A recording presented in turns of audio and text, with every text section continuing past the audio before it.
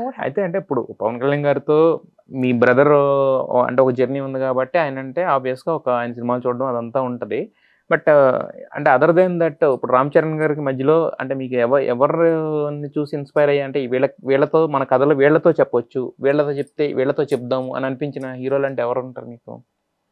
Honestly నాకు direction dream start అయినప్పుడు చాలా చిన్నదాన్ని కదా, హీరోలతో చెయ్యాలి అని ఎప్పుడు అంత అంత అవగాహన లేదండి ఆనెస్ట్లీ. కానీ సినిమాలు చెప్పాలి, కథలు చేయాలి, ఒక కథ రాసుకోవాలి, ఫస్ట్ ఒక కథ ఓకే చేయించుకోవాలి అన్న తపన ఉండేది.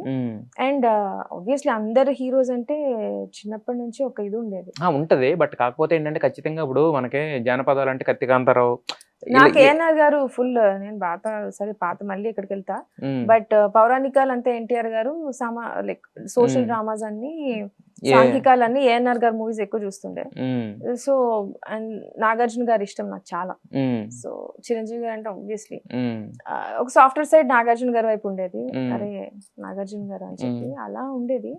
కానీ పర్టికులర్ గా వీళ్ళతో చేసేయాలి అని అయితే ఇప్పుడు మరి ఇప్పుడు నాగార్జున గారితో ఇప్పుడు లేదా, ఇంకా ఉందా డ్రీమ్? మీరు భలే అడుగుతున్నారండి. రామ్ చరణ్ గారితో ఉందా, నాగార్జున గారు? రామ్ చరణ్ గారితో ఆబ్వియస్ గా ఉంటదండి. మీకు మీరు చేస్తారు, నేను చెప్తున్నాను నాది ఖచ్చితంగా చేస్తారు. ఎందుకంటే దాన్ని మీరు మేనిఫెస్ట్ చేసుకున్నారు. ఎంత మేనిఫెస్ట్ చేసుకోకపోతే అసలు డైరెక్టర్ అవ్వకుండా ఎక్కడో ఫంక్షన్ లో కనపడిన వ్యక్తి దగ్గరికి వెళ్ళి కథలు రాసుకున్నారు, సినిమా చేస్తారు అని అడిగారు.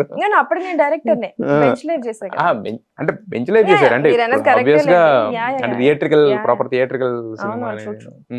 But hopefully I don't know మంచి కథ రాసి, నాకు వెంకటేష్ గారు అంటే కూడా చాలా ఇష్టం.